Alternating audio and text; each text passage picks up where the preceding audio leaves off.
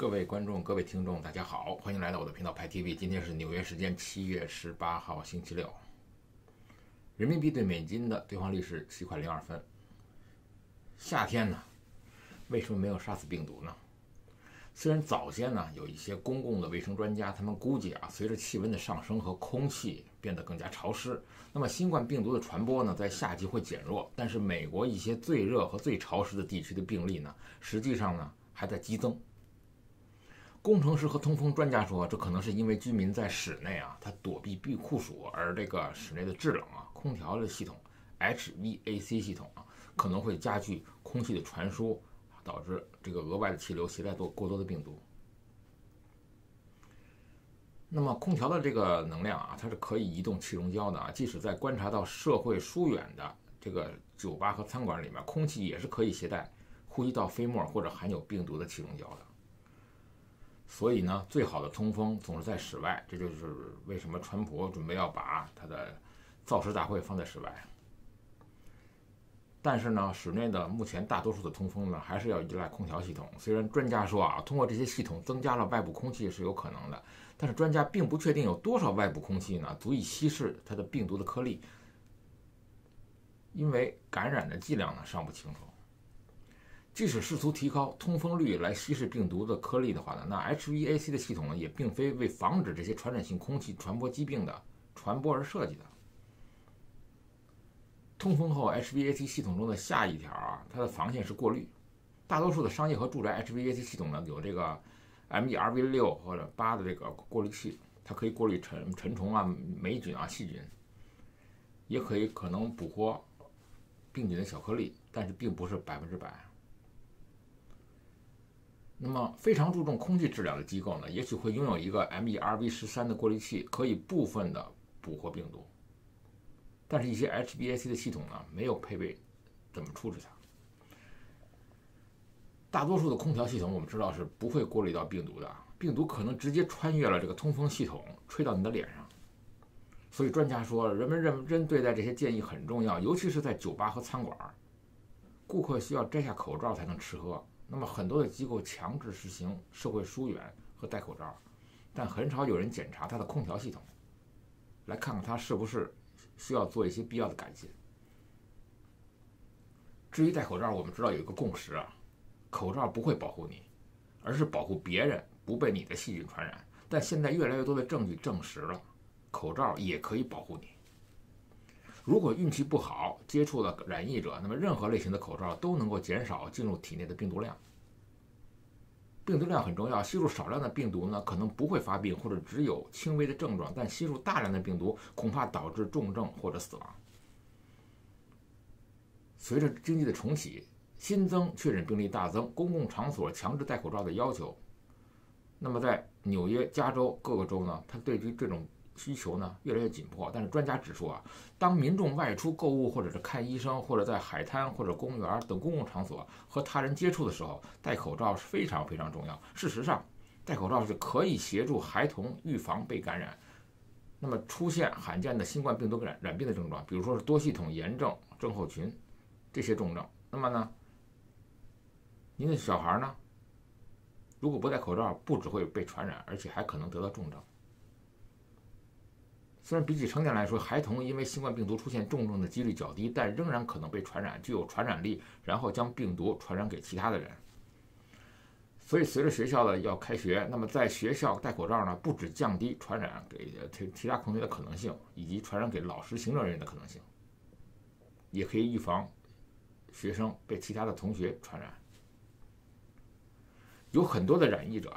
他并没有出现任何的症状，所以戴口罩尤其重要。戴口罩可以控制这些人的病毒传播。那么这种带菌者而没有爆发者，是因为他的爆发时期还没有到。我们都知道染疫初期的病毒数量最高，那么据信呢，44%的传染是来自于无症状传染者。那么这就和流感不一样了，流感的传染高峰大概是在症状开始后的1天。所以我们知道口罩是无法阻挡所有的病毒颗粒的，但即使是不口罩，仍然可以过滤到大部分的病毒颗粒。然而当染疫者戴上口罩时，口罩能将染疫者的大部分的病毒粒子留在口罩的内侧，那么降低被传染者发生重症的几率。那么病毒量越少，病毒传染产生的病症越轻微，已经获得医学界充分证实的想法。如果城市大部分居民在公共场所都戴口罩，会发生什么结果呢？那么我们看看台湾，看看泰国，看看南韩，看看新加坡，他们现在开始出现的确诊病例呢，还是很多，但是呢，死亡率下降。今天稍微谈一下美元是凭什么能够横行世界啊？在这个世界上，本质上只有美元才叫钱，那么其他长得像钱的东西啊，应该叫做毛片或者叫做贝壳。那么我们知道原始人类是用贝壳当货币的。我们曾经知道啊，金大元帅啊去见普京，那么两个国家跑一块儿想去拿点美金花花，但是呢，我们发现俄罗斯是地大物博啊，还有些矿产。那么呢，朝鲜呢，它也有些矿产。那么他们呢，最大的问题呢，是都在被美国制裁着，所以他们急需美元，他们非常缺乏美元。那么当任何一个国家，甚至包括了伊朗，包括了委内瑞拉，那么你的煤炭石油生产出来了，谁来买呢？即使不缺买主，他们是用什么来买？不可能他们用贝壳来买，用毛票来买，用他们自己的货币来买，不可能用津巴布韦币、委内瑞拉玻利瓦尔，也不可能用俄罗斯卢布。那用什么来买呢？当然是要用美元买。而什么国家美元最多呢？当然是美国。今年以来，美国已经给人民发放了几万亿的美元的疫情补贴，而美国哪来那么多钱呢？答案就一样，自己印的。纸印出来的票子啊，它凭什么就可以买遍全世界呢？因为它是有担保的，它就是美国的国家信用，包括压倒全世界的武力体系。信用就是借贷和负债，美元实际就是特种债务的欠条，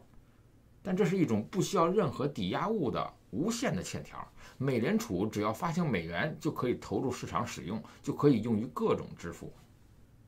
所以我经常看到在中国有人老替美国操心，担心美国有一天赖账或者还不起债而破产。完完全全这是杞人忧天。要知道，美国向市场上发行国债，只要有人购买，这国债就是值钱的。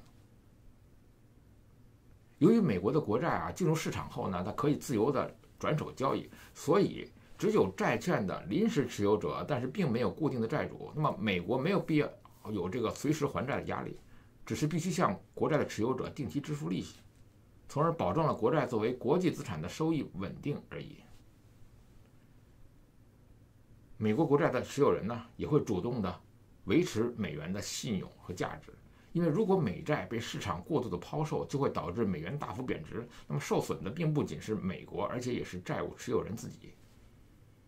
结果就是各国把通过国际贸易收到的美元再出借给美国作为国债，而各国手里拿到的只是借条，是没有担保的白条，所以实际上等于美国不用付款，只打白条也能买到全世界的东西。荒谬吗？这是现实。有专家说以前的美元就是和黄金挂钩，所以叫做美金。现在的美元纯粹就是一张纸，所以他们鼓吹全世界联合起来干翻美元霸权，用其他货币结算，比如人民币。那么其他货币呢，之所以认为是贝壳、是毛票，根本原因就是印发这些毛票的族群不靠谱，没有经济实力资格，没有军事实力资格，没有科技实力资格，没有自由实力资格，没有文化实力资格，没有创新实力资格，更没有法治实力的资格。尼克松在任期间干了一件改变人类进程的大事，虽然他的在任的这个业绩乏善可陈。尼克松向全世界宣布美国政府不再进行美元和黄金的兑换。这个宣布瞬间切断了全球货币体系和黄金的关系，那么世界上所有的货币也同时和黄金脱钩，变成了供应量可以无限的印刷品。它从此就有一个好听的名字，叫做法定货币。法定货币这个关键呢，它不在于这个定，而在于这个法。那么各国法的性质决定了各国毛票的含量，也就叫含美量或者含美元量。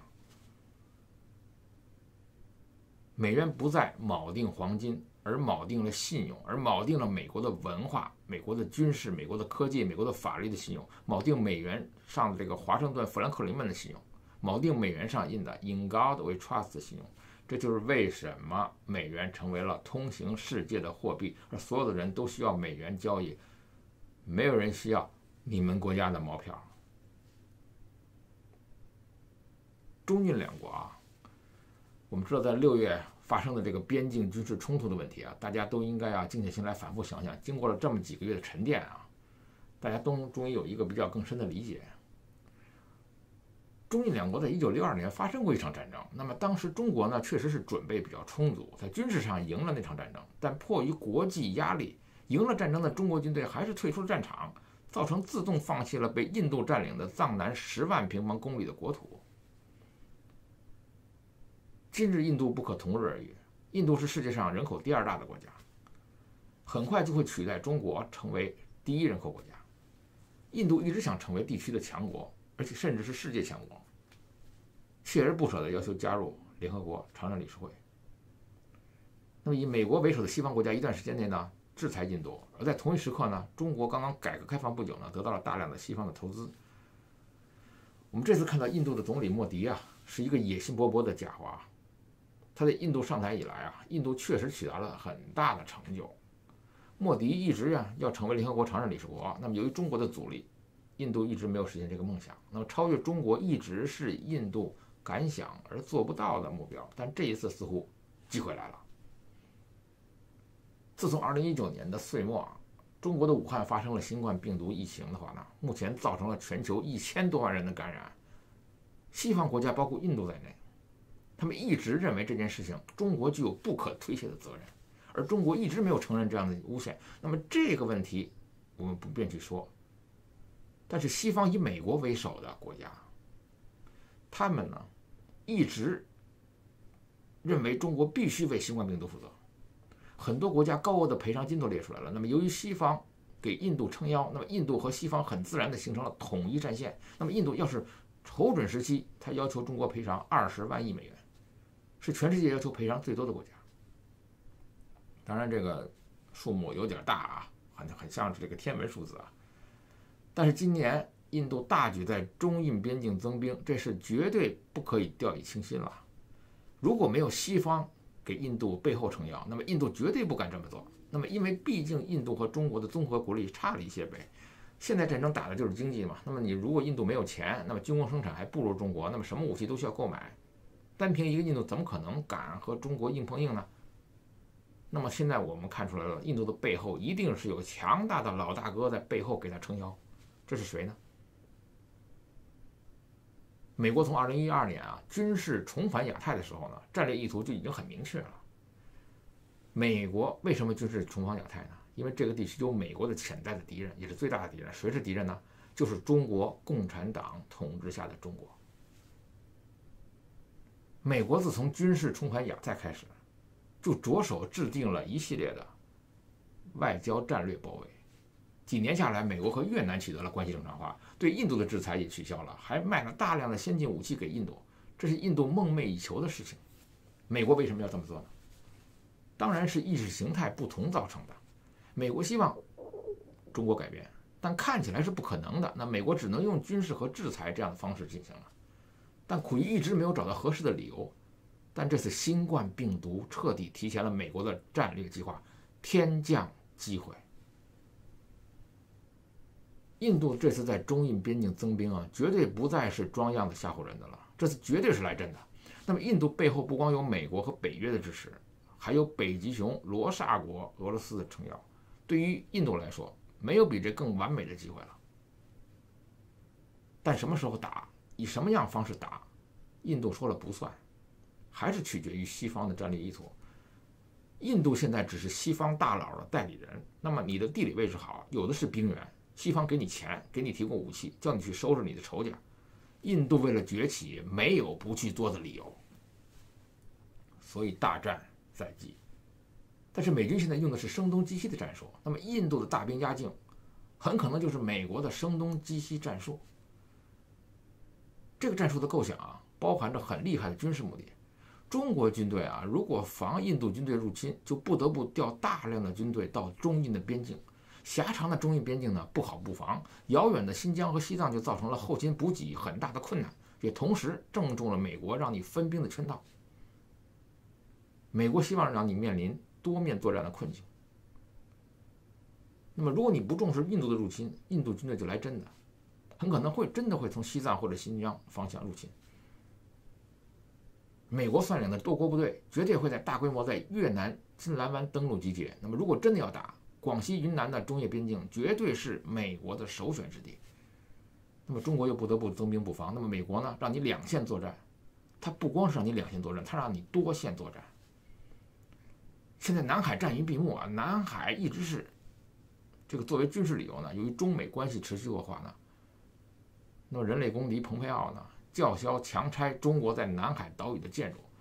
说中国的三沙式就是非法的。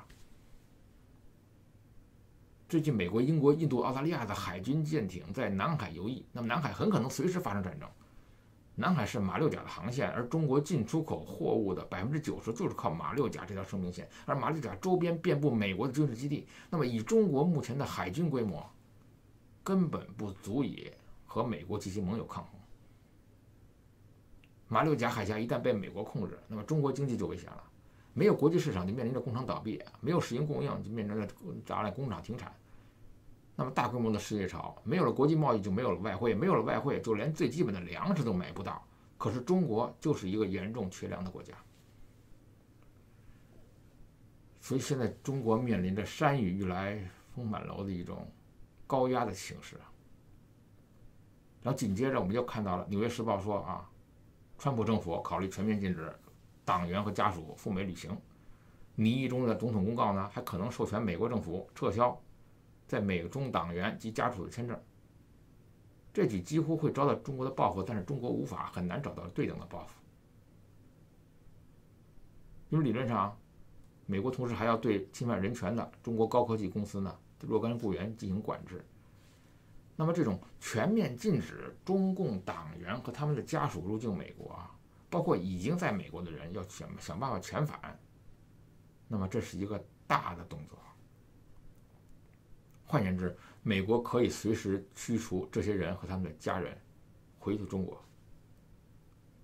我们知道啊，这个总统命令内容还面对着解放军人员和国企行政人员，他们很多人啊，基本上已经是党员，当然不是党员，党就不相信你，你不犯法在这个很重要的岗位上。当然，最后的文本还没有完成，可能还不排除川普最后可能否决这个文本。但是我们知道，党员在中国大概是有9200万人了。2018年的时候，大概有300万的党员入境美国，这个数字我不知道他们怎么知道的啊？是不是中共中央提供给美国的，还是说在入境的时候他们填小白卡，填这个入境的记录申报的？但是大多数的党员呢，身份难以得知，甚至有时候很可能有的人是地下党员。同时呢，是不是共青团员也要制裁呢？那么这样加起来的话，在中国可是不得了的一个庞大的数字。那么如果他们的亲属加上直系亲属加起来，差不多有2亿7千万人，而这么庞大的一个人群，那么导致在海外的这个退党的这个网站呢被挤爆了，所有的人都来看怎么能退党。那么这种把网站拥塞的主要的动机，就是现在啊，已经在美国在海外的人，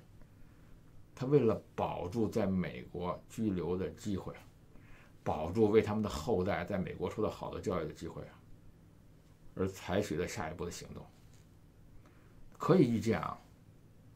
当我们看到中国的外交部、中国的各个部委他们的反应如此迅猛的时候，我们可以基本上确定，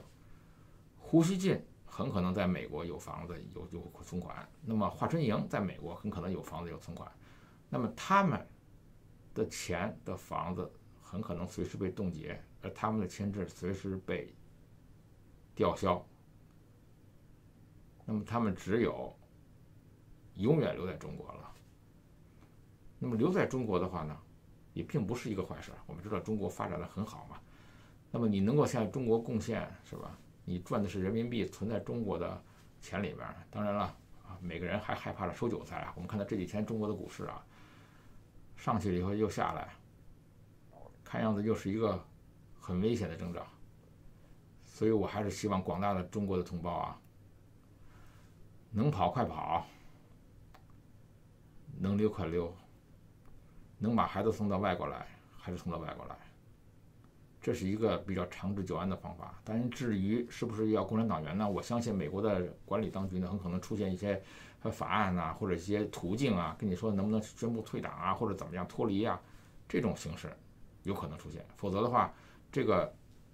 行政法规一刀切的可能性，它在于大数据的取得，在于这个真实情况的调查，都是有困难度的。派 TV，欢迎订阅，我们明天见。